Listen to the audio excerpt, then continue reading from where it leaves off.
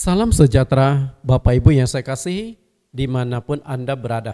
Seluruh jemaat GCC, Jesus Christ Community dan simpatisan, senang sekali bisa berjumpa kembali dengan Anda melalui ibadah live streaming yang dipancarkan melalui satu wadah yaitu Bible Teaching Ministry. Hari ini kita akan belajar satu firman Tuhan dengan tema kandang domba Tuhan. Supaya kita bisa memahami bahwa Tuhan memiliki sebuah kandang di mana kandang domba Tuhan itu yang akan memberikan jaminan keselamatan kepada domba-domba yang ada di dalamnya.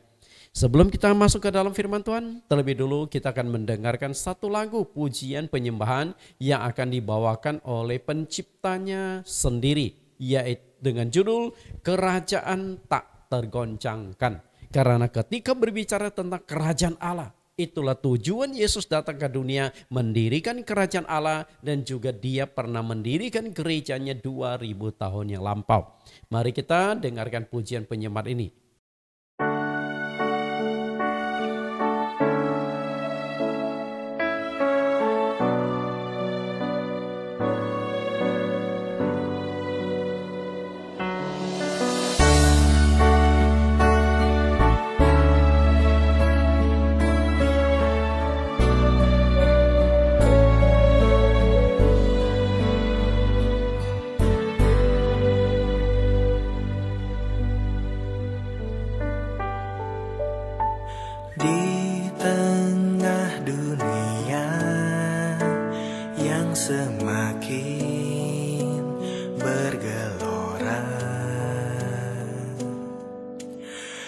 Tanpa perlindungan-Mu Tuhan, semuanya binasa.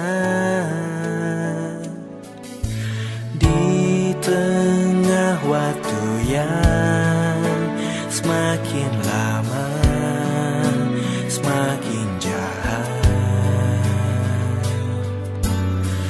tanpa penyertaan-Mu manusia tak berdaya. Biarpun gunung beranjak dan bukit pun bergoyang, hatiku percaya hanya kerajaan-Mu yang tak tergoncangkan. Walaupun bumi berlalu dan langit pun kan lenyap, ku hidup selamanya dalam kerajaan-Mu yang tak tergoncangkan.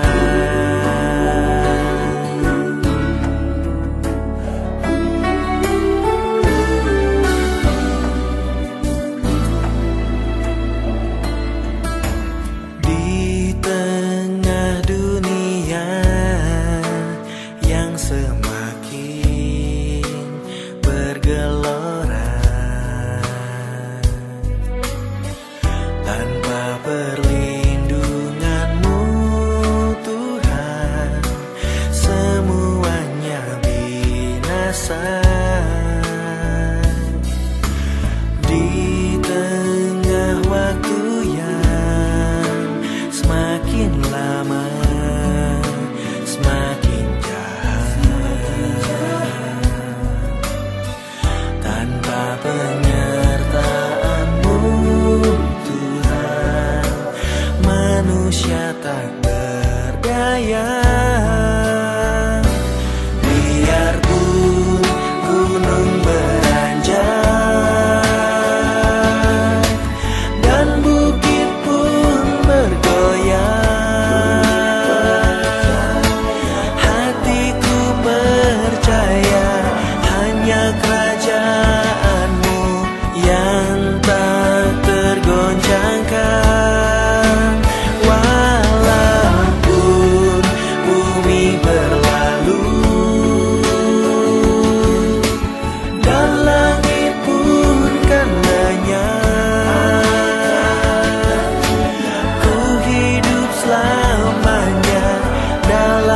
kerajaanmu yang tak tergoncangkan.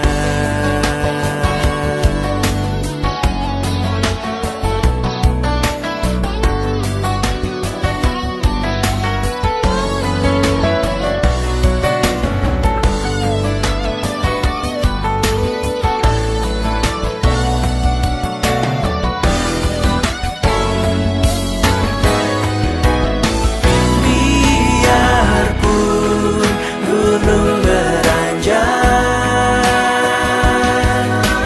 dan bukit pun bergoyang, hatiku percaya hanya kerajaanmu yang tak tergoncangkan.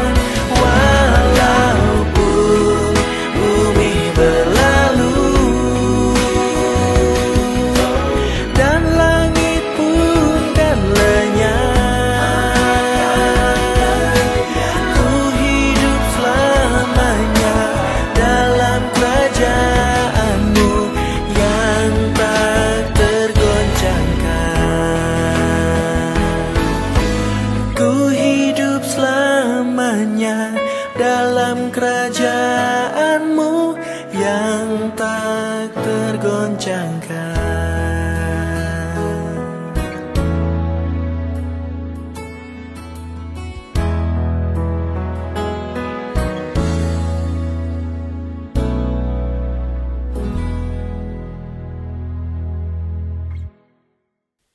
Bapak Ibu yang saya kasihi, kita sudah mendengarkan pujian penyembahan. Saya yakin bahwa lagu tersebut memberikan inspirasi, memberikan kekuatan, dan juga memberikan bimbingan kepada kita untuk memperjuangkan sebuah kerajaan yang tidak tergoncangkan, yaitu kerajaan Allah. Kita akan masuk ke dalam kebenaran firman Tuhan. Sebelumnya kita akan berdoa, mohon Tuhan Yesus pimpin, buka hati dan pikiran kita untuk menerima firman ini. Di dalam nama Tuhan Yesus Kristus kami berdoa. Tuhan Juru Selamat kami yang hidup, terima kasih penyertaan Engkau sehingga hari ini kami bisa tetap beribadah secara live streaming. Semoga apa yang akan kami dengar pada saat ini akan menuntun kami lebih masuk lebih dalam lagi memahami kebenaran firman-Mu. Terima kasih Tuhan, biarlah Roh Kudus yang berkarya, Roh Kudus yang akan menyertai, Roh Kudus yang akan menuntun kami untuk memahami tentang gereja milik Tuhan. Supaya ketika kami bergereja, kami tidak salah dan juga tidak keliru untuk masuk ke suatu gereja yang didirikan oleh Tuhan. Terima kasih Tuhan, kami siap mendengarkan kebenaran firman-Mu di dalam nama Tuhan Yesus Kristus. Amin. Bapak Ibu, seperti yang saya katakan, hari ini kita akan belajar tentang sinode gereja. Sebagai umat Kristen, pernah nggak Anda bertanya, kenapa Alkitabnya orang Kristen sama? Bukan hanya Alkitab saja, bukan hanya Kristen saja, demikian pula Katolik. Intinya, yang percaya kepada Yesus Kristus sebagai Tuhan dan Juru Selamat memiliki kitab suci yang sama, hanya diterjemahkan dengan bahasa yang berbeda-beda. Kalau di dunia, begitu banyak negara-negara, masing-masing negara kemudian berusaha menerjemahkan Alkitabnya dengan bahasa mereka masing-masing. Oke, itu enggak ada masalah. Nah, yang menjadi permasalahannya adalah Alkitab kita sama tetapi memunculkan berbagai macam pengajaran-pengajaran, berbagai macam doktrin yang berbeda-beda. Dan yang menjadi persoalan yang lebih rumit adalah semua ajaran sinode-sinode mereka selalu mengklaim bahwa ajaran mereka sudah sesuai dengan Alkitab. Jangan jauh-jauh, di Indonesia saja. Untuk saat ini tercatat 326 denominasi gereja. 326 denominasi gereja dengan ajaran yang berbeda-beda. Dan setiap denominasi yang ada di Indonesia selalu mengklaim bahwa ajaran mereka sudah sesuai dengan Alkitab. Ajaran mereka lah yang benar, sedangkan ajaran yang lain keliru. Karena itu Ini menjadi satu pertanyaan yang sangat penting bagi kita untuk kita renungkan. Jika gereja A mengatakan dia benar, gereja B mengatakan dia benar, gereja C mengatakan dia benar, sampai gereja Z mengatakan dia yang benar, sementara Alkitab yang kita pegang ini sama, berarti ada masalah di sini. Mana yang benar kalau begitu? Bapak Ibu yang saya kasihi, nah apakah munculnya ratusan sinode gereja di Indonesia bagi Anda adalah hal-hal yang biasa saja? Artinya, oh nggak apa-apa, oh nggak apa-apa, ini kan hanya organisasi, oke, ini kan hanya denominasi. Atau bagi Anda ini ada masalah serius? Bapak Ibu, karena organisasi boleh saja banyak, tapi masalahnya adalah organisasi tersebut memunculkan ajaran yang berbeda-beda. Nah, itu yang menjadi persoalan. Agama dan kitab suci adalah kesatuan yang tidak terpisahkan. Dengan kata lain, tidak ada satupun agama di dunia yang tidak memiliki kitab suci. Karena itu peran kitab suci itu sangat-sangat penting. Mengapa demikian? Karena agama tanpa kitab suci pasti kehilangan arah dan tujuan. Berarti kitab suci ini adalah yang mengarahkan, yang menuntun umatnya menuju pada satu sasaran, menuju pada satu tujuan. Jika tidak punya kitab suci, berarti mereka itu sudah kehilangan arah. Yang kedua, agama tanpa kitab suci pasti terjadi perpecahan. Yang ada kitab suci aja pecahnya begitu demikian, pecahnya begitu banyak, kitab sucinya sama, pecah menjadi 326 denominasi atau sinode gereja. Apalagi tanpa kitab suci. Karena jika tanpa kitab suci berarti Anda sudah tidak memiliki sebuah standar yang jelas. Maka masing-masing akan menentukan standarnya, masing-masing akan memiliki ajarannya tersendiri. Lalu agama tanpa kitab suci menjadi kepercayaan dengan unsur tahayul yang sangat dominan. Di 1 Timotius 4 ayat 7 menekankan bahwa jangan sampai kita terjebak kepada tahayul-tahayul.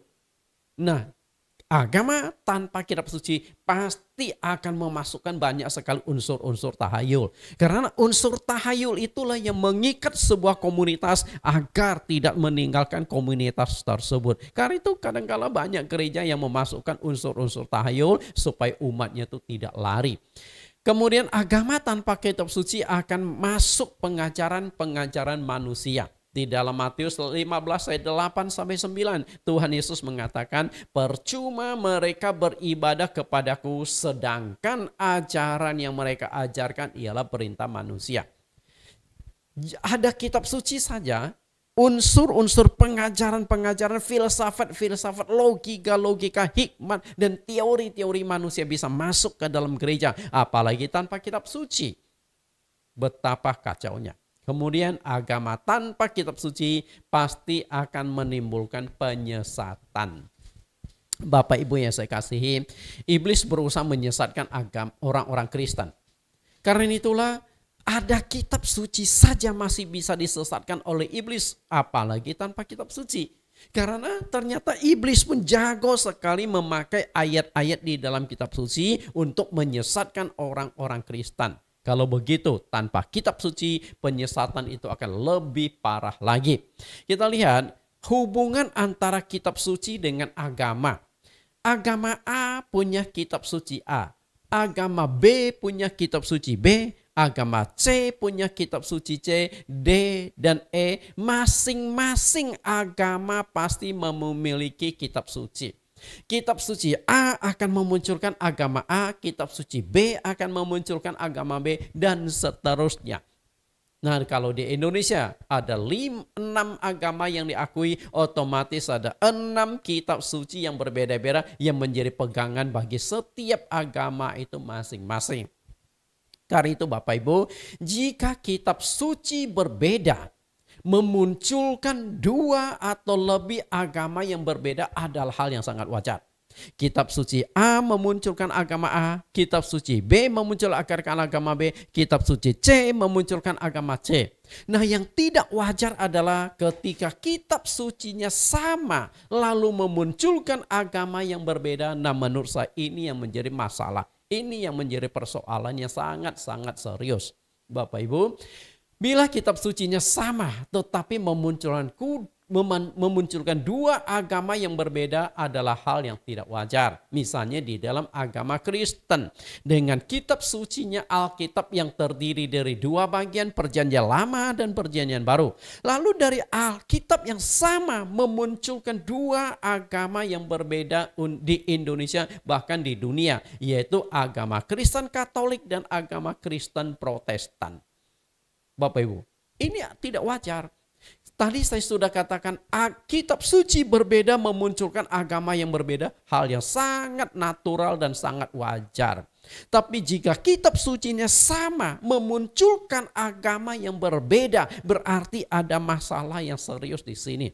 Lalu agama mana yang benar? Apakah agama Katolik atau agama Kristen? Tentu masing-masing pemimpin agamanya akan mengatakan bahwa agama merekalah yang benar. Berarti di sini ada masalah yang serius di dalam kekristenan kita. Apakah Alkitab itu mengandung multi kebenaran? Artinya yang ini benar, yang itu juga benar. Doktrin ini benar, doktrin itu juga benar. Sementara kitab sucinya sama, artinya kitab suci yang sama memunculkan dua doktrin yang berbeda, tiga doktrin yang berbeda, bahkan ratusan doktrin yang berbeda-beda. Sementara sumber pengajarannya sama, yaitu Alkitab. Menurut saya di sini ada masalah yang sangat-sangat serius. Masalah yang harus kita bereskan, kita pikirkan. Apa sih yang menjadi penyebab munculnya begitu banyak denominasi gereja di dunia? Pernahkah Anda sebagai orang Kristen berpikir, apa sih yang menjadi penyebabnya? Kenapa di dunia bisa muncul begitu banyak denominasi gereja, muncul banyak sinode gereja, sementara kitab sucinya sama, yaitu Alkitab Perjanjian Lama sampai Alkitab Perjanjian Baru. Secara prinsip, hanya ada dua penyebab mengapa di dunia bisa muncul begitu banyak denominasi gereja. Penyebab yang pertama adalah perbedaan cara penafsiran Alkitab. Yang satu menafsirkan begini, yang satu menafsirkan begitu, walaupun ayat yang dibacanya itu sama. Yang kedua adalah manipulasi penyesatan iblis. Jadi hanya ada dua penyebabnya itu. Dan dua-duanya itu sudah saya kupas pada pelajaran-pelajaran yang lain. Perbedaan penafsiran Alkitab dan juga manipulasi penyesatan iblis di dalam gereja. Kita akan lihat dasarnya di dalam dua penyebab munculnya banyak denominasi gereja. Yang pertama adalah perbedaan penafsiran Alkitab. Kita baca di dalam 2 Petrus 1 ayat 21. Saya kutipkan sebagian dari isi teks tersebut. Yang terutama harus kamu ketahui ialah bahwa nubuat-nubuat dalam kitab suci tidak boleh ditafsirkan menurut kehendak sendiri. Bapak Ibu, apakah kitab suci, Alkitab kita, Perjanjian Lama dan Perjanjian Baru boleh ditafsirkan atau tidak? Boleh nggak Bapak Ibu ditafsirkan?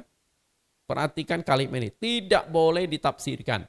Ada kata itu ya. Nah, pertanyaannya adalah apakah kitab suci boleh ditafsirkan? Hanya sederhana kan? Jadi saya yakin Anda sebagai pendengar khotbah saya hari ini pasti ada muncul dua pandangan yang berbeda. Yang satu mengatakan kitab suci tidak boleh ditafsirkan karena di sini sudah sangat jelas 2 Petrus 1 ayat 21 kitab suci tidak boleh ditafsirkan. Ketika Anda mengambil satu potong kalimat, tentu maknanya adalah kitab suci tidak boleh ditafsirkan. Tapi apakah kitab suci tidak boleh ditafsirkan? Saya percaya sebagian lagi yang sedang mendengarkan pengajaran saat ini mengatakan kitab suci boleh ditafsirkan. Lalu dari ini ada dua kelompok, mana yang benar? Bapak Ibu yang saya kasihi, ini contoh sederhana penafsiran Alkitab. Alkitab itu boleh ditafsirkan. Tidak. Alkitab tidak melarang kita untuk menafsir.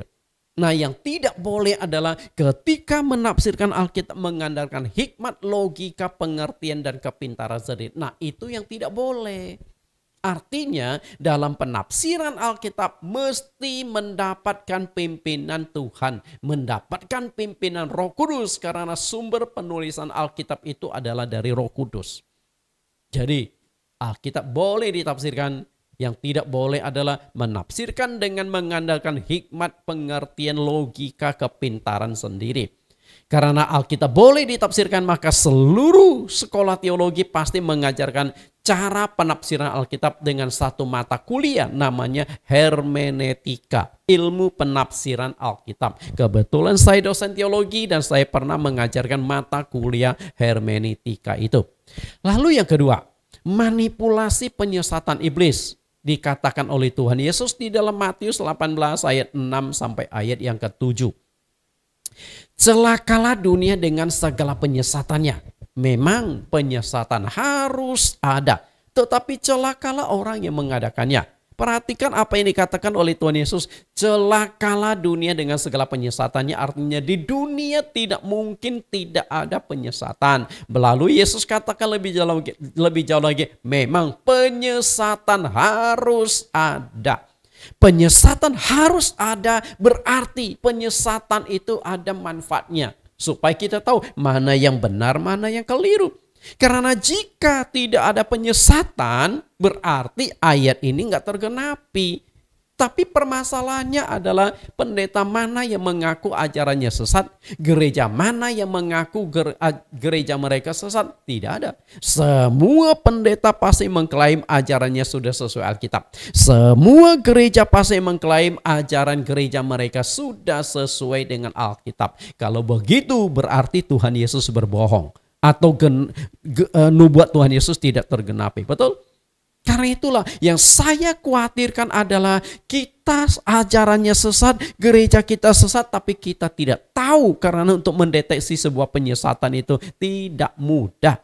Penyesatan iblis itu sangat-sangat halus, sangat-sangat licik. Tahu-tahu kita sudah ada di dalam lingkaran penyesatan itu sendiri. Bapak Ibu, saya tidak akan uraikan lebih panjang lebar kedua penyebab kenapa bisa muncul banyak denominasi gereja. Saya akan menjelaskan sedikit bagian perbedaan penafsiran Alkitab. Kita lihat denominasi gereja. Penyebab munculnya banyak denominasi gereja adalah perbedaan penafsiran Alkitab. Perbedaan penafsiran Alkitab adalah hal yang tidak bisa dihindari di dalam sejarah kekristenan. Kalau kita pelajari di dalam Alkitab, sejak awal gereja berdiri setelah Roh Kudus dicurahkan hari Pentakosta, nah kemudian sejarah berjalan, sepanjang sejarah berjalan itu banyak perbedaan penafsiran antara para teolog generasi awal. Akibatnya adalah terjadi perpecahan begitu banyak. Saya akan berikan satu contoh kalimat yang sangat pendek di bawah ini, tapi kalimat tersebut bisa menimbulkan perbedaan penafsiran. Paling tidak ada 3 penyebab. Kita lihat kalimatnya dulu. Kucing makan tikus mati. Kalimat ini sangat pendek, sangat sederhana, dan sangat alamiah terjadi di dalam kehidupan kita. Dan hanya terdiri dari 4 kata. Kucing makan tikus mati, 4 kata. Tapi Anda tahu nggak? Dari kalimat pendek hanya 4 kata ini bisa menimbulkan 3 arti yang berbeda-beda. Maknanya memang singkat. Kalimatnya memang singkat, tapi menimbulkan makna atau arti yang berbeda-beda. Saya akan berikan 3 arti yang berbeda dari kalimat pendek ini. Kita lihat kalimat pertama. Perhatikan cara saya membacanya, karena itu akan sangat menentukan makna yang ada di dalamnya. Dan perhatikan tanda baca koma yang saya geser kiri dan kanan itu. Kita lihat kalimat pertama. Kucing makan tikus mati. Itu kalimat pertama. Kalimat kedua, kucing makan tikus mati. Kalimat yang ketiga, kucing makan tikus mati. Bapak Ibu, kalimat ini sederhana, kalimat ini pendek, tapi kalimat ini bisa menimbulkan arti yang berbeda-beda ketika intonasi ucapan kita berbeda, disesuaikan dengan tanda-tanda baca di sini. Kucing makan, tikus mati. Kucing makan, tikus mati. Kucing makan tikus, mati. Hanya tanda koma saya geser kiri kanan saja, maknanya itu sudah berbeda. Kita lihat kalimat pertama. Kalimat pertama adalah seekor kucing sedang makan, di tempat lain ada seekor tikus yang mati. Ini adalah kalimat sebab akibat, kalimat yang berdiri sendiri. Ada subjek predikatnya. Dua kalimat yang berbeda dan dua kalimat yang masing-masing berdiri sendiri. Nah, kemudian kalimat yang ketiga itu adalah kalimat yang kedua adalah kalimat yang lebih lengkap.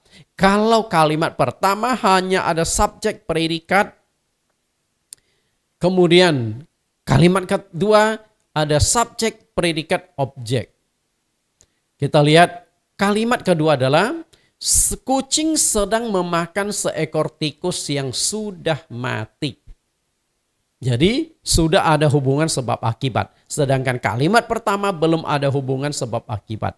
Nah, yang menjadi kalimat yang paling kasihan itu adalah kalimat yang ketiga. Karena yang mati itu bukan tikusnya tapi kucing. Bukan tikusnya saja tetapi kucingnya juga ikut mati. Kita lihat kalimat ketiga.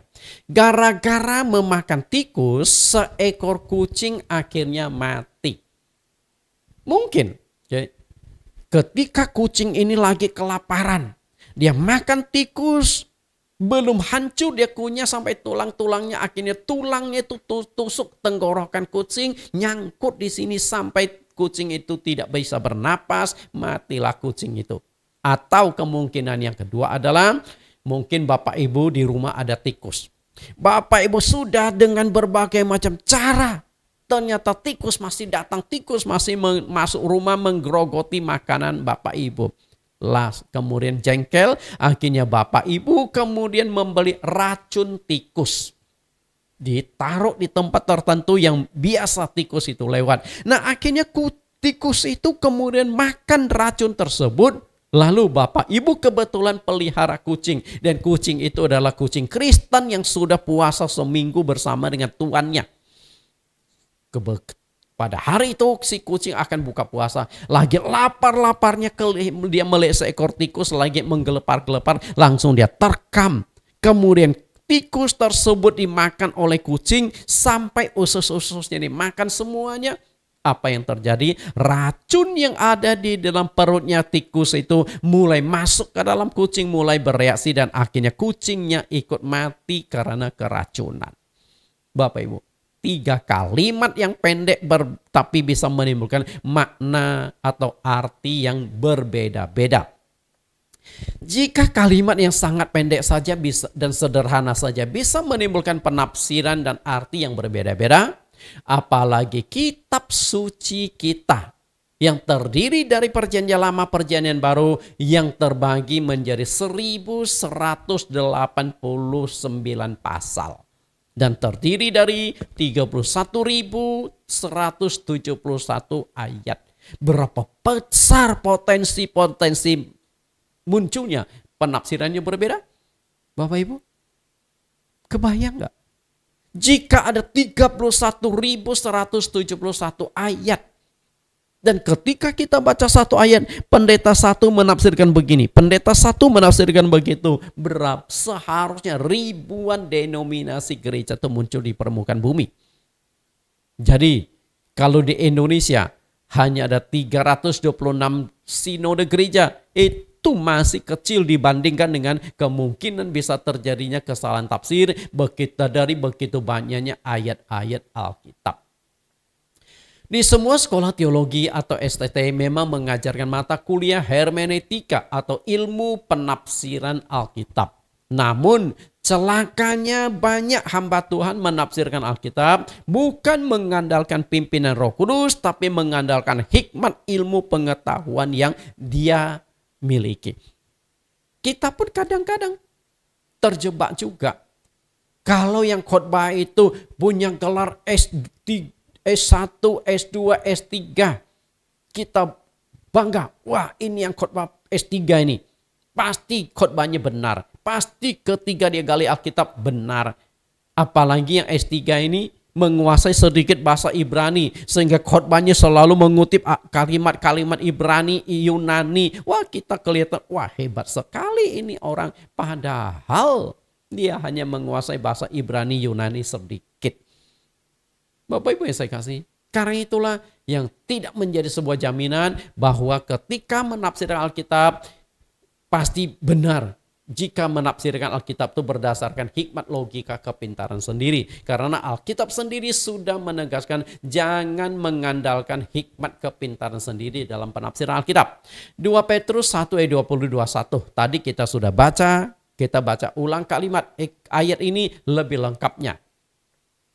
Yang terutama harus kamu ketahui ialah bahwa nubuat-nubuat dalam kitab suci tidak boleh ditafsirkan menurut kehendak sendiri. Sebab perhatikan, kitab suci tidak boleh ditafsirkan menurut kehendak sendiri. Artinya tidak boleh mengandalkan hikmat, logika, kepintaran sendiri untuk penafsiran Alkitab. Nah, penafsiran Alkitab mesti mendapatkan pimpinan Roh Kudus. Ayat 21. Sebab tidak pernah nubuat dihasilkan oleh kehendak manusia, tetapi oleh dorongan Roh Kudus orang-orang berbicara atas nama Allah. Bapak Ibu yang saya kasih, dalam penafsiran Alkitab mesti dapat pimpinan Roh Kudus karena sumber penulisan Alkitab adalah Roh Kudus. Nah, kalau semua hamba Tuhan dipimpin oleh Roh Kudus di dalam penafsiran Alkitab, saya yakin tidak akan muncul begitu banyak denominasi gereja. Karena Roh Kudus itu selalu menyatukan. Roh Kudus itu unity. Dulu di Kejadian pasal 11 Allah mengacaukan bahasa-bahasa manusia. Tapi di dalam perjanjian baru setelah Roh Kudus dicurahkan, disatukan semua bahasa menjadi bahasa roh. Karena Roh Kudus itu menyatukan jemaat, menyatukan doktrin, menyatukan pengajaran. Perbedaan penafsiran Alkitab tidak bisa dihindari karena kita tidak bisa mencegah orang yang mempunyai tafsiran yang berbeda. Jadi ketika seorang pendeta baca ayat ini, dia punya pandangan begini. Pendeta itu baca ayat yang sama, dia punya pandangan begitu. Berbeda-beda, kita nggak bisa larang, kita tidak bisa intervensi. Nah, itulah yang menjadi persoalan. Nah, hasil penafsiran mereka, lalu mereka bangun menjadi sebuah doktrin. Berarti semakin banyak hamba Tuhan di dunia, semakin banyak pula perbedaan penafsiran Alkitab.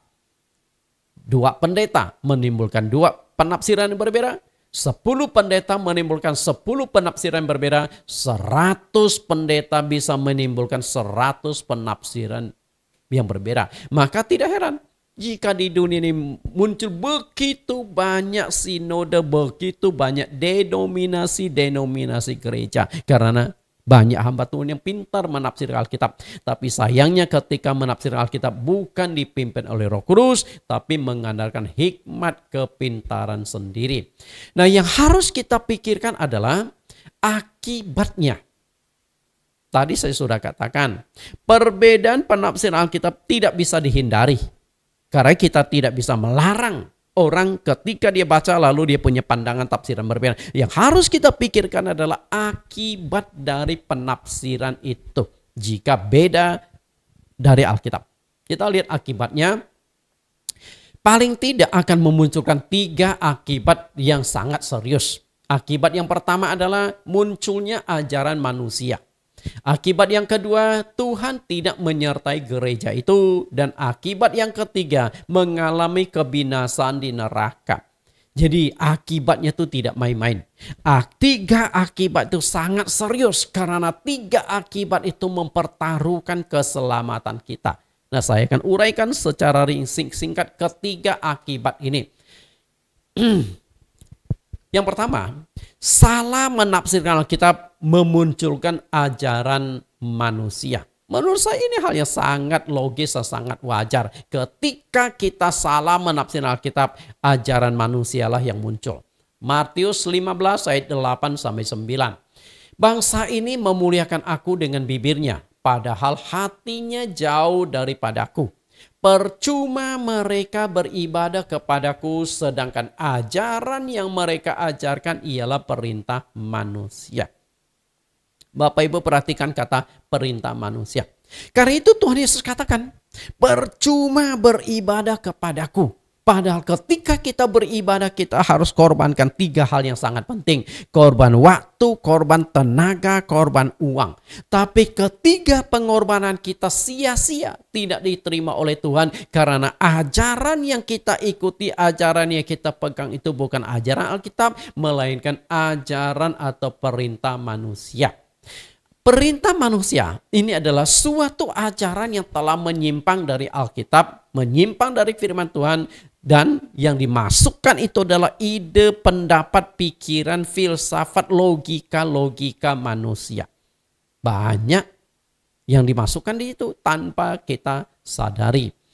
Bukti adanya salah tafsir Alkitab yang memunculkan bukti adanya salah tafsir Alkitab itu adalah munculnya ratusan denominasi atau sinode gereja di dunia. Di Indonesia yang tadi saya katakan ada 326 sinode gereja. Itu adalah bukti yang sangat nyata, bukti yang sangat real bahwa terjadi perbedaan-perbedaan penafsiran, terjadi kesalahan-kesalahan tafsiran. Tapi masalahnya siapa yang merasa tafsirannya salah, siapa yang merasa tafsirannya keliru, tidak ada.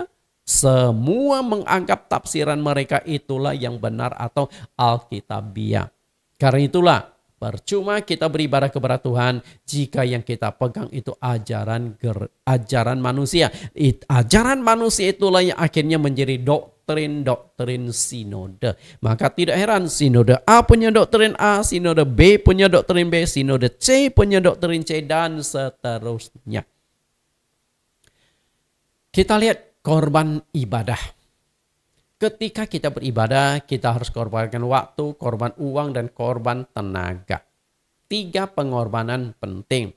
Nah, pengorbanan itu menjadi sia-sia karena ajaran yang kita pegang itu ajaran manusia.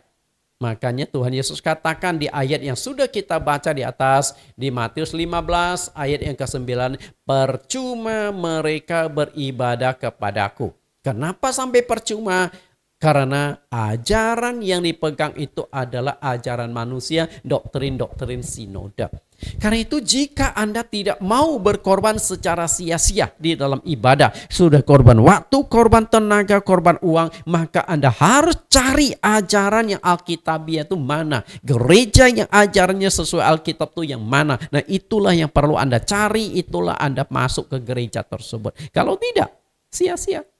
Sayang sekali pengorbanan Anda. Nah, kalau pengorbanan kita sia-sia, ngapain saya beribadah? Lebih baik saya di rumah tidur, lebih baik saya di rumah nonton televisi, lebih baik saya di rumah main handphone, main game, daripada saya sudah korban waktu, tenaga, uang, ternyata pengorbanan saya tidak diterima oleh Tuhan, ibadah saya tidak diterima Tuhan, karena ajaran yang saya pegang itu adalah doktrin-doktrin sinode gereja.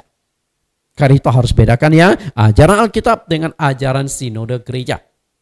Yang kedua, salah tafsir Alkitab mengakibatkan Tuhan tidak mengakui gereja itu. Dan ini pun menurut saya sangat-sangat logis.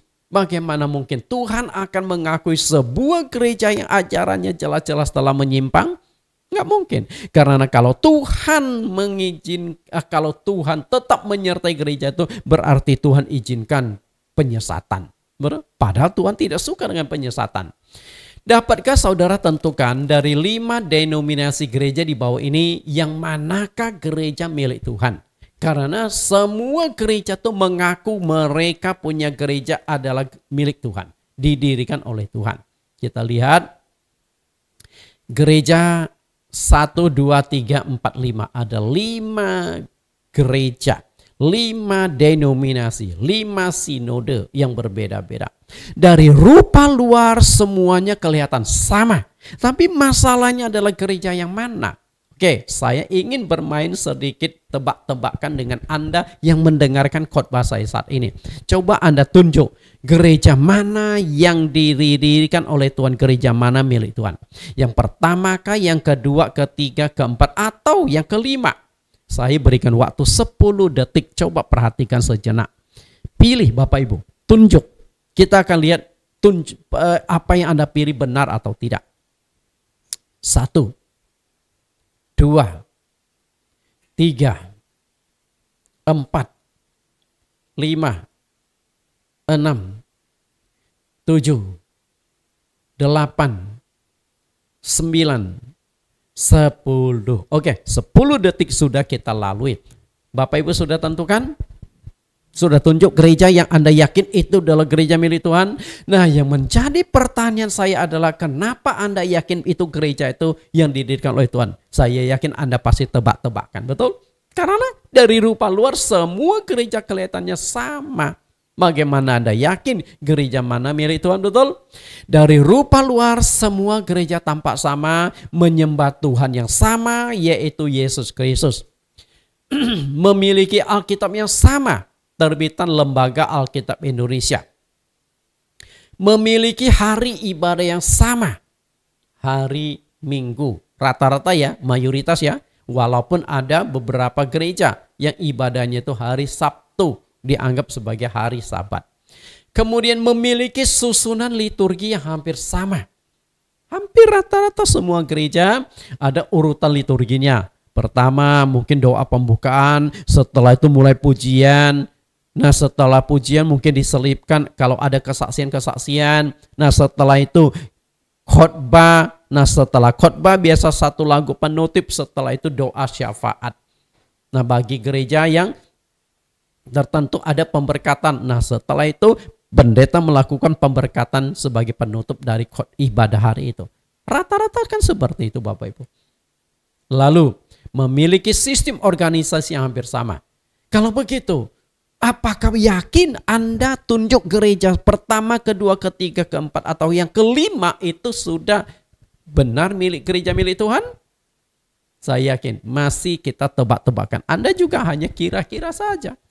Bapak Ibu yang saya kasihi, dari rupa luar Anda tidak akan bisa bedakan mana gereja yang didirikan Tuhan atau milik Tuhan dan mana gereja yang didirikan atau milik manusia. Anda tidak bisa bedakan. Untuk bisa membedakan gereja mana yang milik Tuhan, Anda harus masuk ke dalam gereja tersebut, gali ajaran atau doktrin yang diajarkan di dalam gereja tersebut. Setelah kita lihat, kita masuk dan mendalami setiap denominasi gereja, baru akan ketahuan bahwa setiap denominasi gereja itu ajarannya berbeda-beda. Nah, tinggal Anda dapatkan semua ajaran gereja itu. Gereja A Anda dapatkan doktrinnya, gereja B Anda dapatkan doktrinnya C, dan Anda banding-bandingkan, Anda akan temukan mana yang lebih alkitabiah. Itu sangat penting karena ketika gereja itu ajarannya menyimpan dari Alkitab, Tuhan tidak mungkin menyertai gereja tersebut. Itu masalahnya. Kita lihat 2 Yohanes 1 ayat 9. 2 Yohanes 1 ayat 9. Setiap orang yang tidak tinggal di dalam ajaran Kristus, tetapi yang melangkah keluar dari situ, tidak memiliki Allah. Barang siapa tinggal di dalam ajaran itu, ia memiliki bapa maupun anak. Kita akan lihat ayat ini gali lebih jauh. Ajaran Kristus, perhatikan kata ajaran Kristus, yaitu ajaran yang sesuai dengan firman Tuhan. Karena Yesus adalah firman yang telah menjadi manusia. Yohanes 1 ayat 1 dan ayat yang ke-14. Pada mulanya adalah firman, firman itu bersama-sama dengan Allah dan firman itu adalah Allah. Dan ayat yang ke-14, firman itu telah menjadi manusia dan diam di antara kita. Dan kita telah melihat kemuliaannya yaitu kemuliaan yang diberikannya sebagai anak tunggal Bapa penuh kasih karunia. Bapak Ibu yang saya kasih, firman menjadi manusia. Artinya, jika kita menghendaki Allah mengakui gereja kita, kita mengharapkan Allah hadir di dalam gereja kita, maka syarat mutlaknya ajaran harus sesuai dengan Alkitab. Karena di mana ajaran firman Tuhan yang benar itu ada, maka Tuhan akan ada di sana. Ketika sudah mulai menyimpang, maka Tuhan tidak akan ada di sana. Perhatikan, yang melangkah keluar dari situ tidak memiliki Allah. Artinya Allah tidak akan mungkin menyertai gereja yang ajarannya sudah menyimpang dari Alkitab. Allah tidak akan mungkin hadir di dalam gereja yang ajarannya sudah menyimpang dari Alkitab. Karena itu secara organisasi gereja itu berdiri, ada gedungnya, ada umatnya juga banyak, ada ibadahnya. Tapi Tuhan tidak ada di sana. Bisa nangkap Bapak Ibu? Oke, saya perjelaslah. Kalau Anda mengharapkan Tuhan Yesus masuk ke dalam gereja, ajaranmu harus sesuai dengan apa yang diajarkan oleh Tuhan Yesus. Ketika ajaranmu tidak sesuai dengan apa yang diajarkan Tuhan Yesus, Tuhan tidak akan mungkin hadir di sana. Karena itu, walaupun gereja tersebut jemaatnya banyak, gedungnya mewah, ada liturgi dan jelas semuanya, tidak menunjukkan Tuhan hadir di sana. Karena jika berpatokkan gereja ramai berarti Tuhan hadir di sana, agama lain juga ramai. Apakah Tuhan Yesus hadir di dalam rumah-rumah ibadah agama lain? Tentu tidak. Karena mereka tidak percaya Yesus, kita percaya Yesus. Karena itulah sangat penting kalau kita ingin Tuhan hadir, maka ajaran itu harus sesuai dengan Alkitab. Suatu gereja yang ajarannya sudah menyimpan dari Alkitab, karena kesalahan tafsir tidak akan disertai Tuhan. Artinya Tuhan tidak akan hadir di dalam gereja itu. Karena Tuhan dan firman-Nya adalah kesatuan yang tidak terpisahkan. Lihat kembali Yohanes 1:1, firman itu adalah Allah. Karena itu, jika kita mengharapkan gereja kita disertai Tuhan, Tuhan hadir, maka ajarannya harus sesuai dengan firman Tuhan. Yang ketiga, nah itu yang masalah serius Bapak Ibu. Yang ketiga adalah masalah yang sangat serius. Kesalahan menafsirkan Alkitab mengakibatkan kebinasaan di neraka. Ini bukan hal yang bisa dianggap enteng. Ini masalah yang sangat serius. Pengajaran Alkitab itu sangat menentukan keselamatan umat Allah. Ketika ajaran yang disampaikan itu salah, menyimpang atau keliru karena penafsiran-penafsirannya itu, maka umat Tuhanlah yang akan mengalami kebinasaan. Jadi bukan jaminan bahwa umat Tuhan pasti selamat. Kita lihat apa yang dikatakan oleh Nabi Hosea. Hosea 4 ayat 6. Umatku binasa karena tidak mengenal Allah. Perhatikan umat Tuhan. Nah tentu yang dimaksudkan umat Tuhan di sini adalah bangsa Israel. Umat pilihan Allah. Nah mereka pun masih bisa mengalami kebinasaan. Dan fakta sejarah sudah membuktikan hal tersebut. Kenapa bangsa Israel berulang kali jatuh bangun. Apalagi kalau kita membaca dalam kitab Hakim-Hakim. Seringkali bangsa Israel mengalami kehancuran. Setelah mereka bertobat kembali ke firman Tuhan. Lalu Tuhan pulihkan. Tapi tidak lama lagi kemudian mereka menyimpang, lalu Tuhan kirimkan bangsa lain untuk menghancurkan mereka. Mereka babak belum, mereka dijajah. Setelah sekian lama mereka akhirnya menyesal, lalu kembali ke firman Tuhan. Lalu Tuhan mulai kembali menyertai mereka, lalu membangkitkan seorang hakim untuk membebaskan mereka dari penjajahan. Berulang kali satu demi satu hakim timbul. Setelah itu pemulihan lalu gagal lagi. Pemulihan gagal lagi. Kenapa? Satu-satunya penyebab adalah mereka berontak terhadap firman Tuhan. Meninggalkan firman Tuhan sehingga Tuhan tidak menyertai mereka. Tidak memberkati mereka. Tidak melindungi mereka. Karena sudah sangat jelas. Di dalam Ulangan pasal yang ke-28. Satu pasal berbicara tentang dua hal. Berkat dan kutuk. Bagaimana supaya engkau diberkati, yaitu taat pada firman Tuhan. Dan dampaknya kalau engkau sudah tidak taat pada firman Tuhan adalah kutukan-kutukan. Maka banyak berbicara tentang kutukan-kutukan yang ada di dalam Ulangan pasal yang ke-28 itu. Penyebab apa umat Allah bisa binasa? Kita lihat, karena engkau menolak pengenalan itu, maka aku menolak engkau menjadi imamku. Perhatikan kata imam yang seharusnya bertugas memberikan pengajaran kepada umat Israel. Dan karena engkau melupakan pengajaran Allahmu, maka aku juga melupakan anak-anakmu. anak-anakmu yang dimaksudkan di sini adalah bangsa Israel. Tuhan tinggalkan, Tuhan lupakan mereka karena mereka sudah menyimpang dari firman Tuhan. Berarti untuk bisa Tuhan hadir di dalam gereja, Tuhan hadir di dalam sebuah komunitas, Tuhan hadir di dalam suatu kerajaan negara, firman Tuhan itu harus dijalankan. Mengapa perbedaan penafsiran Alkitab itu bisa mengakibatkan kebinasaan? Bapak Ibu perhatikan ilustrasi di bawah ini. Mengapa perbedaan penafsiran Alkitab bisa menimbulkan kebinasaan? Apa yang Anda lihat dari gambar ini Bapak Ibu? Saya yakin Anda akan berkata, oh itu sebuah kapal besar di tengah lautan. Betul Bapak Ibu. Anda pernah naik kapal? Ketika Anda naik sebuah kapal besar, dulu waktu saya belum jadi hamba Tuhan, saya sering naik kapal besar. Dari Pontianak ke Jakarta, naik kapal besar. Salah satu yang dari Pelni, kapal laut. Kapal laut. Beberapa kali saya naik. Yang namanya kapal di tengah lautan, apa yang Anda lihat? Coba Anda layangkan pandangan Anda. Anda keliling di tengah kapal yang besar. Apa yang Anda lihat? Yang Anda lihat adalah tempurung raksasa. Ya, tempurung raksasa. Artinya Anda lihat kaki langit semua. Nah, apakah tidak ada daratan di sana? Ada. Cuman mata kita tidak bisa menembus karena saking jauhnya. Artinya yang kita lihat itu adalah kaki langit. Kita ada di dalam air. Kalau begitu bagaimana seorang kapten kapal bisa tahu menuju arah timur, barat, utara, selatan? Maka dibutuhkanlah alat bantu berupa kompas. Tuhan pencipta semesta juga memberikan hikmat yang luar biasa sampai bisa menciptakan kompas. Karena jarum kompas itu selalu mengarah pada pada arah utara dan selatan. Nah, tinggal kita cocokkan kompas dengan peta.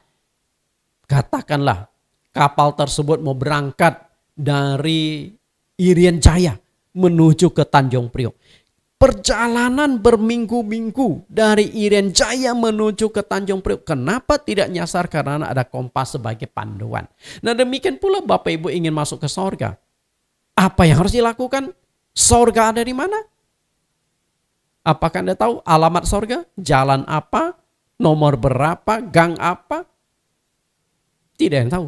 Kalau begitu bagaimana kita bisa ke sorga? Satu-satunya cara kita ke sorga adalah ikuti kompas kerajaan sorga, tidak lain yaitu kitab suci. Dengan kata lain, Alkitab adalah kompas kerajaan sorga. Ketika kita sudah menyimpang dari kompas kerajaan sorga, kita tidak akan sampai ke sorga. Itu masalahnya Bapak Ibu. Kompas itu sangat penting bagi seorang kapten kapal. Karena alat bantu. Kapten kapal ketika salah membaca kompas, kapal itu tidak akan sampai ke tujuan. Jika seorang kapten kapal salah membaca kompas, kapal itu tidak akan sampai pada tujuan. Nah, demikian pula Alkitab adalah kompas menuju ke sorga. Ketika seorang hamba Tuhan salah menafsirkan Alkitab, kita tidak akan dituntun ke sorga, tapi dituntun pada kebinasaan. Karena kita tersesat. Sama seperti kita tersesat karena tidak ikut arah jarum kompas itu. Maka tidak heran yang dikatakan oleh Tuhan Yesus di Matius 15 ayat yang ke-14. Biarkanlah mereka orang buta yang menuntun orang buta. Jika orang buta menuntun orang buta, pasti keduanya jatuh ke dalam lubang. Perhatikan orang buta tuntun orang buta. Dari gambar di sini, lihat yang pakai tongkat itu hanya satu orang. Yang lain tidak pakai tongkat. Tapi semuanya berpatokkan pada orang yang pakai tongkat, itu mereka pegang pundaknya di belakang. Satu deretan barisan panjang. Masing-masing pegang pundak yang ada di depannya. Lalu semuanya pakai kacamata hitam sebagai simbolis bahwa mereka itu matanya buta. Lalu di depan mereka ada sebuah lubang. Lubang ini tentu mengarah pada lubang kebinasan, yaitu neraka. Bagaimana jika orang pertama masuk ke dalam lubang, otomatis orang kedua juga akan dituntun ikut masuk ke dalam lubang. Ketika seorang hamba Tuhan tidak memahami Alkitab, salah menafsirkan Alkitab, akibatnya adalah Anda yang mengikuti hamba Tuhan itu ikut-ikutan salah, menuju pada kebinasaan. Karena Alkitab itu adalah penuntun bagi kita. Alkitab adalah pedoman pengajaran kita. 2 Timotius 3:15.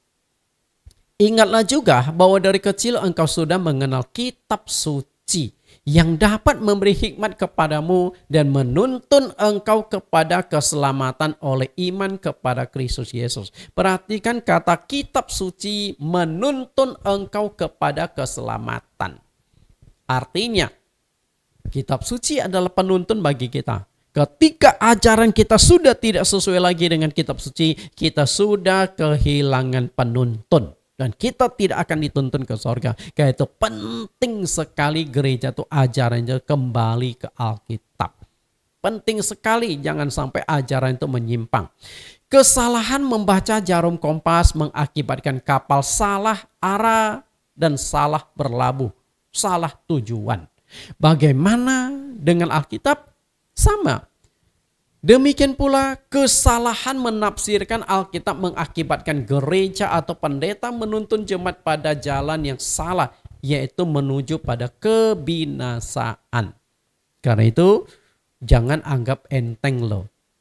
Anda selama ini tidak dibangkitkan kesadaran Anda. Karena Anda merasa gereja saya sudah benar. Jadi Anda rutin beribadah di gereja tersebut. Padahal Anda tidak pernah mencoba menggali, coba membandingkan gereja. Begitu banyak gereja, mana yang ajarannya Alkitabiah. Apakah semuanya Alkitabiah? Karena jika semuanya Alkitabiah, seharusnya ajaran semua gereja sama. Tapi kenapa bisa muncul ajaran berbeda-beda? Artinya banyak gereja ajarannya tidak Alkitabiah. Di bagian belakang saya akan tunjukkan ajaran yang Alkitabiah itu seperti apa. Kisah pengalaman waktu saya pramuka. Dulu waktu di SD sampai SMP saya tinggal di pedalaman Kalimantan. Saya suka sekali ikut organisasi, salah satunya adalah pramuka. Pramuka. Dan salah satu kegiatan dari pramuka itu ada camping dengan istilah persami. Singkatannya adalah perkemahan Sabtu Minggu. Artinya hari Sabtu pagi-pagi kami sudah pergi ke lokasi berkemah. Sampai Minggu sore baru kami pulang ke rumah. Persami. Jadi kadang-kala 2 bulan sekali, 3 bulan sekali kami itu ada persami. Satu kali kami mengadakan camping di satu tempat. Di satu pulau namanya Pulau Kumbang. Nah ada sebuah gunung. Okay? Dari gunung, kemudian di balik gunung tersebut itu ada pantai. Itu indah sekali pantainya dengan batu-batu besar, pemandangan yang bagus. Karena itu, kalau untuk mencapai gunung, di balik gunung itu memang ada 2 jalan. Motong gunung artinya naik ke gunung turun. Nah atau mengelilingi kaki gunung. Ya sudah. Hari itu kami yang ikut camping itu ada, kalau tidak salah itu ada 9 regu. Setiap regu itu antara 10 sampai 15 orang peserta. Jadi yang akan ikut camping itu bisa ada ratusan murid-murid. Karena semua murid itu aktif ikut pramuka.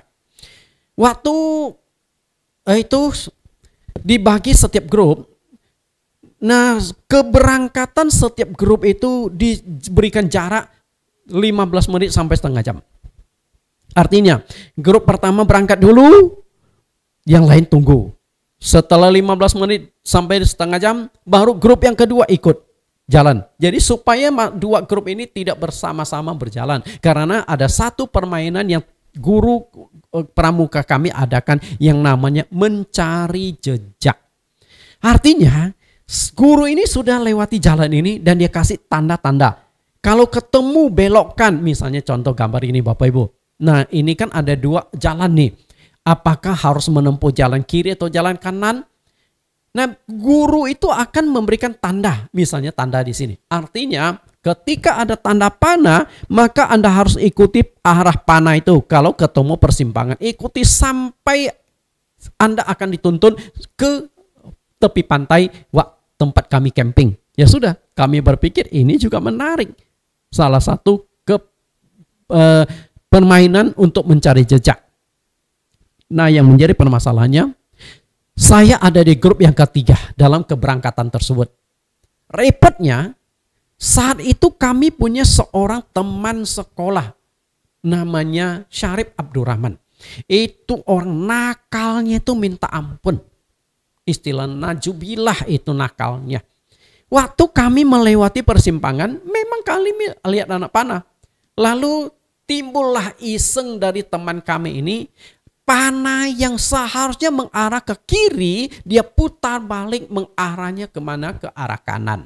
Ya sudah, kami saat itu nggak berpikir resiko. Yang kami pikirkan adalah lucu kita mau kerjain teman kita yang ada di belakang. Ya sudah, kami berjalan, kami sudah sampai ke pantai. Nah, setelah ditunggu 15 menit, tidak ada grup yang datang. Setengah jam, belum ada. Setelah tunggu 1 jam, kok belum ada yang datang? Nah, guru mulai curiga. Waduh, jangan-jangan mereka tersesat. Nah, setelah tunggu 2 jam tetap belum ada. Akhirnya salah satu guru pulang lagi ke tempat sekolah. Karena keberangkatan kami dari sekolah. Sampai di sekolah semua murid itu sudah berangkat. Sudah kosong. Nah, guru itu langsung yakin pasti sudah tersesat.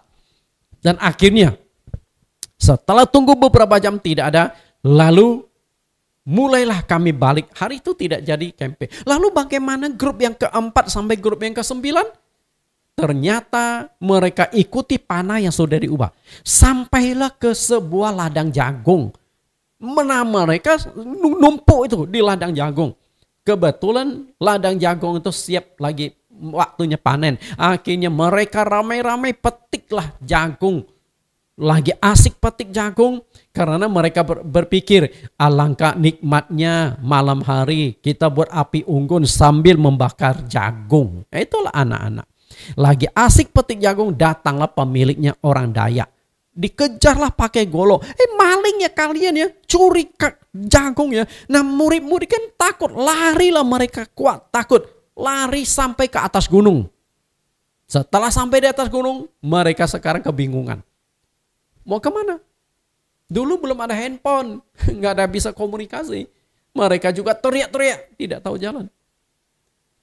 Nah, waktu di atas gunung, anak-anak yang laki-laki melihat di pohon itu ada sarang segede bola basket bergelantungan.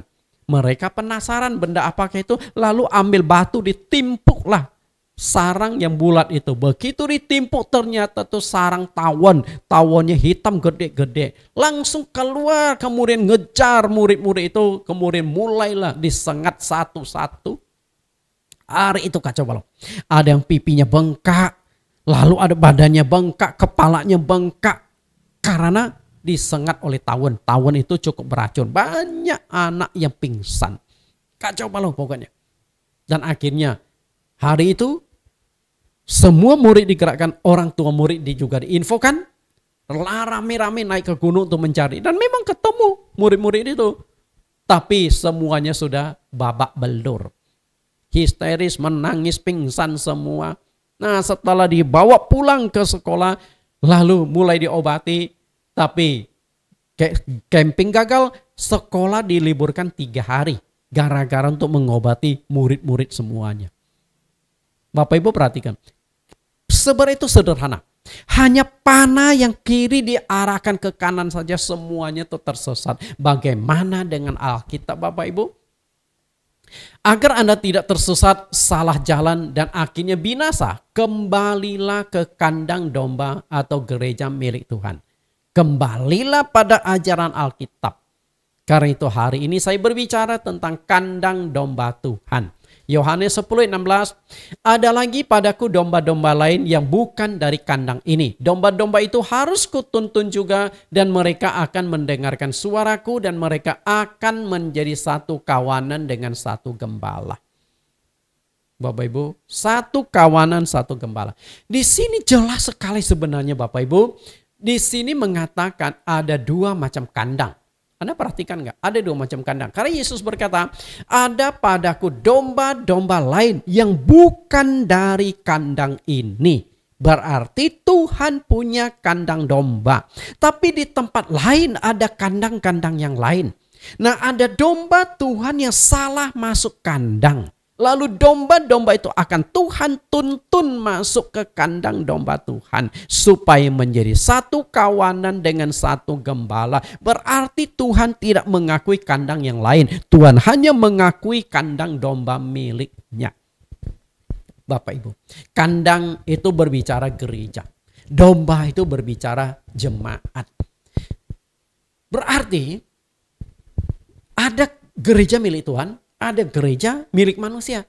Gereja yang didirikan Tuhan dan gereja yang didirikan oleh manusia. Hanya di kandang domba Tuhan itulah ada jaminan keselamatan. Lihat ayat yang ke-28. Dan aku memberikan hidup kekal kepada mereka. Dan mereka pasti tidak akan binasa sampai selama-lamanya. Dan seorang pun tidak akan merebut mereka dari tanganku. Hanya di kandang domba Tuhan ada jaminan keselamatan. Karena itu pertanyaan mendasarnya adalah kandang yang Anda masuki, gereja yang Anda masuki saat ini, apakah sudah kandang domba Tuhan? Kalau belum, berarti keselamatan Anda itu Anda pertaruhkan di sana. Pasti Anda berkata, dari mana saya tahu Pak Nathan ini kandang domba Tuhan atau bukan? Ketika saya menyampaikan kandang domba Tuhan, pasti saya akan berikan ciri-ciri khas gereja milik Tuhan. Lihat kembali ayat ini. Yang bukan dari kandang ini. Dalam ayat ini jelas adanya dua macam kandang atau dua macam gereja. Penulis Ibrani juga menegaskan gereja itu ada dua macam. Ya, coba kita lihat ayatnya. Ibrani pasal 8 ayat 2. Dan yang melayani ibadah di tempat kudus yaitu di dalam kemah sejati yang didirikan oleh Tuhan. Artinya kandang domba Tuhan adalah gereja yang didirikan oleh Tuhan. Sedangkan kandang domba lain adalah gereja yang didirikan oleh manusia. Maka di kalimat kedua dikatakan bukan oleh manusia. Berarti ada dua kekuatan yang bisa mendirikan gereja. Gereja yang didirikan oleh kekuatan Tuhan melalui kuasa Roh Kudus. Gereja yang didirikan oleh manusia dengan kekuatan, keuangan, jaringan dan sebagainya. Dua macam gereja. Jangan sampai Anda salah masuk. Bukan gereja yang didirikan Tuhan, tapi masuk ke gereja yang didirikan oleh manusia. Karena Tuhan tidak hadir di sana. Kandang domba Tuhan. Di mana kita harus mencari kandang domba atau gereja milik Tuhan? Apa kriteria atau ciri khas gereja yang didirikan oleh Tuhan? Apakah gereja yang didirikan oleh Tuhan masih ada di dunia saat ini? Kan kita berbicara kandang domba Tuhan. Seperti apakah itu? Saya yakin ini sangat penting untuk kita renungkan. 2000 tahun yang lampau, Tuhan Yesus pernah menegaskan kepada murid-muridnya bahwa dia akan mendirikan jemaatnya atau mendirikan gerejanya yang tercatat di Matius 16 ayat 18 sampai 19. Jemaat Tuhan dalam konteks kekinian menunjuk pada gereja yang adalah tubuh Tuhan. Kita lihat dulu ayatnya. Gereja yang didirikan oleh Tuhan Yesus. Matius 16 ayat 18-19. Ayat 18. Dan aku pun berkata kepadamu, engkau adalah Petrus dan di atas batu karang ini aku akan mendirikan jemaatku. Dan alam maut tidak akan menguasainya. Ayat 19, kepadamu akan kuberikan kunci kerajaan sorga. Apa yang kau ikat di dunia ini akan terikat di sorga. Dan apa yang kau lepaskan di dunia ini akan terlepas di sorga. Bapak Ibu perhatikan, gereja milik Tuhan memiliki dua otoritas sangat penting. Itu kalau gereja milik Tuhan. Kalau gereja yang didirikan oleh manusia, tidak ada kedua otoritas itu. Tangkap nggak apa kedua otoritas itu? Lihat otoritas pertama. Alam maut tidak akan menguasainya.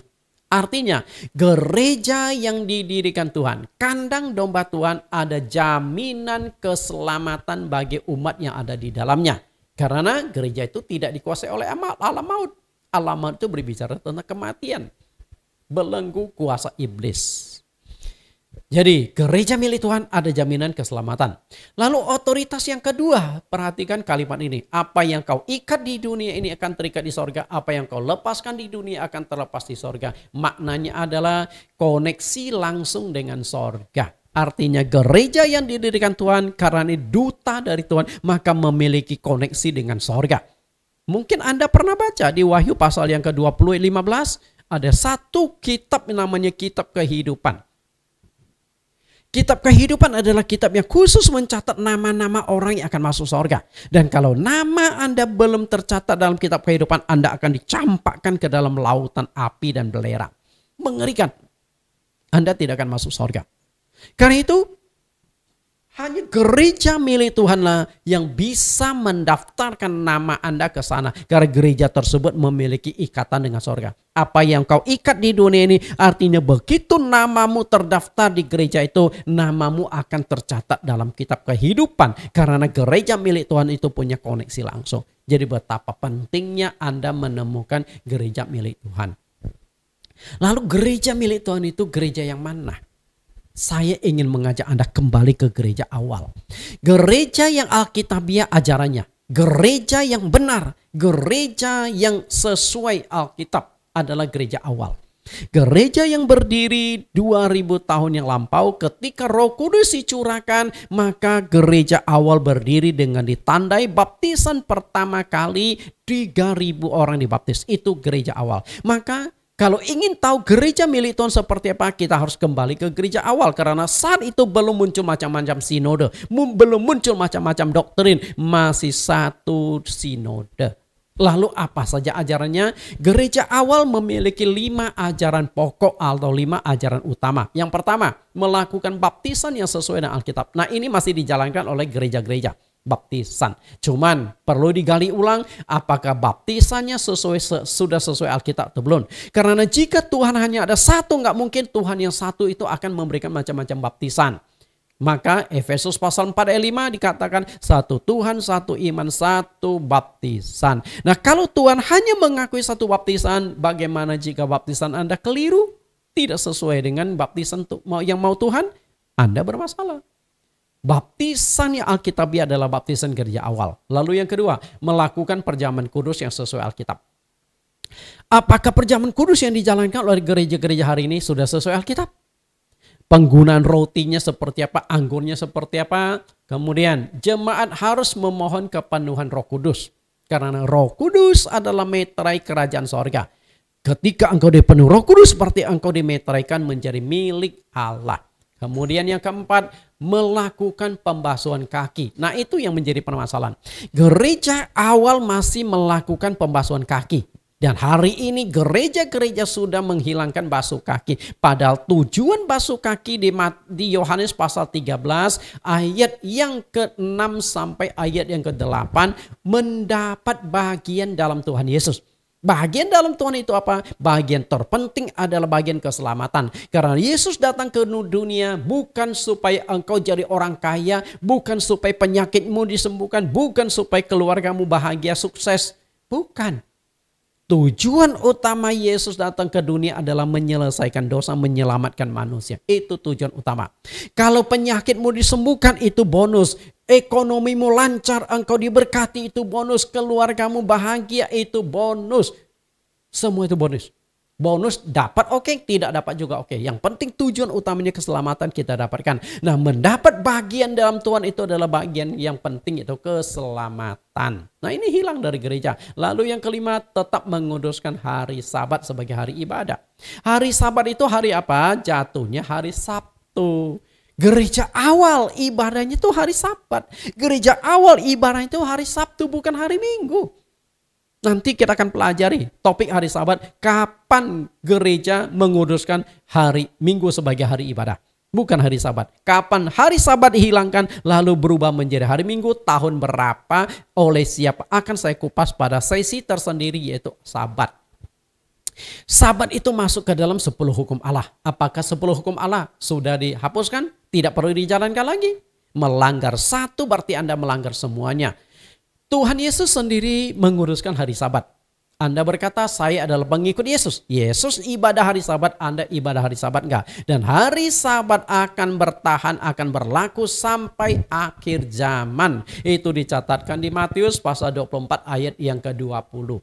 Belum akhir zaman, hari Sabat sudah dihilangkan. Nah, 5 ajaran utama kandang domba Tuhan.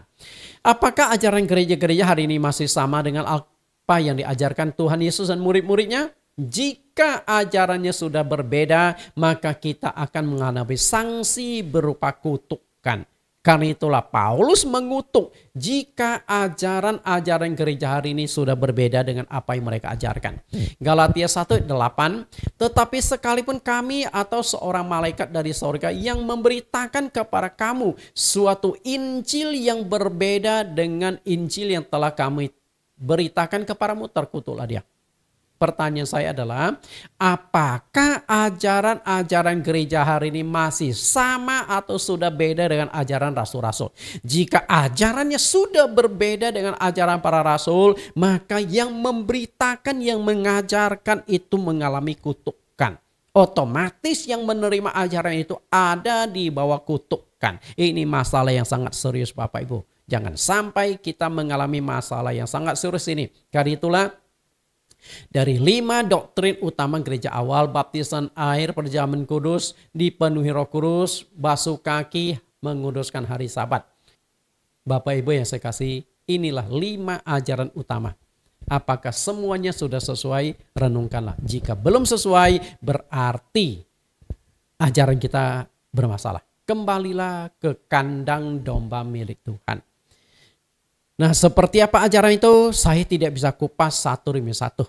Karena itulah kita yakin suatu saat saya akan kupas semuanya. Baptisan air, perjamuan kudus, dipenuhi Roh Kudus, pembasuhan kaki dan menguruskan hari Sabat. Semua doktrin-doktrin itu Bapak Ibu bisa temukan di YouTube kami yang kami masukkan ke dalam satu link, yaitu Bible Teaching Ministry. Tuhan Yesus memberkati Bapak Ibu. Sampai bertemu di lain kesempatan. Kita tundukkan kepala kita akan berdoa. Di dalam nama Tuhan Yesus Kristus kami berdoa, Tuhan, terima kasih penyertaan-Mu sehingga hari ini kami belajar satu kebenaran.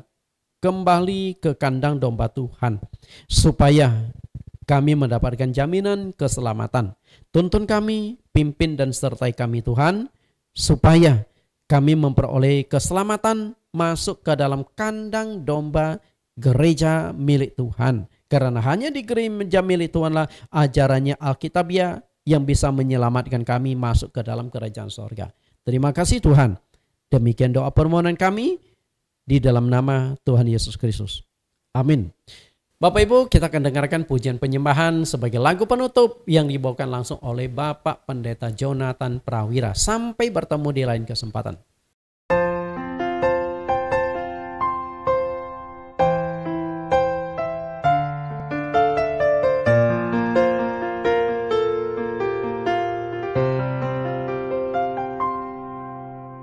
Bila tanpamu ku tak mau melangkah,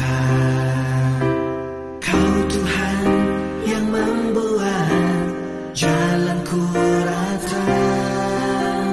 Hanya denganmu ku berani bertindak, Kaulah yang meruntuhkan tembok penghalang. Kau Tuhan yang menyertai ku melangkah pasti menuju berkah yang telah Kau janjikan. Bersamamu ku alami kebajikan, kemurahan selalu mengikutiku di setiap jalan.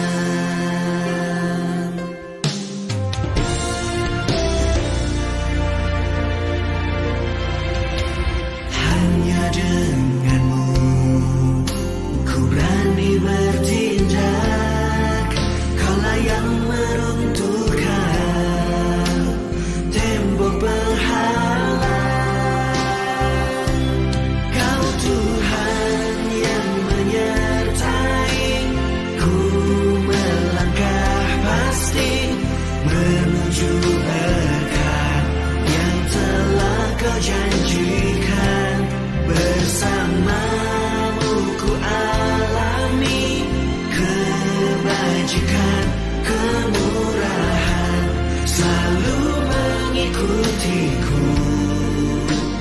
di setiap jalan.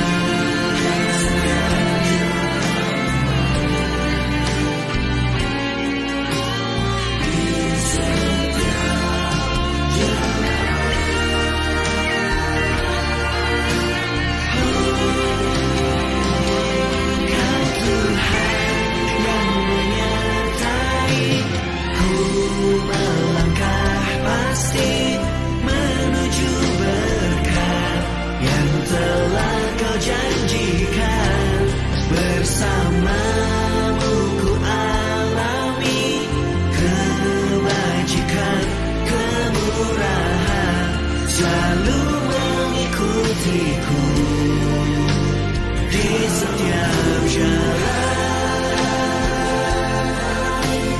Ku melangkah pasti menuju berkah yang telah kau janjikan. Bersamamu ku alami kebajikan, kemurahan selalu mengikutiku di setiap jalan.